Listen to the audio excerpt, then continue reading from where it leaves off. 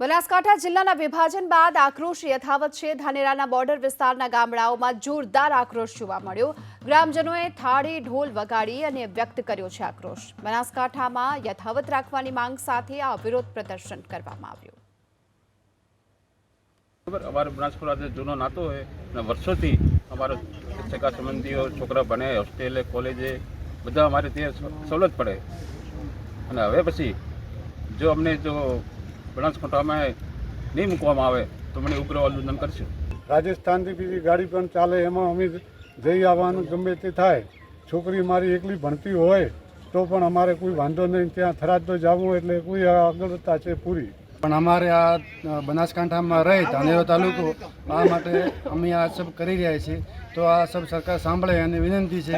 નહીં તો પછી અમે આંદોલન ઉપર બનાસકાંઠામાં રહે ધાનેરો તાલુકો આ માટે અમે આ સબ કરી રહ્યા છીએ, તો આ સબ સરકાર સાંભળે અને વિનંતી છે। નહીં તો પછી અમે આંદોલન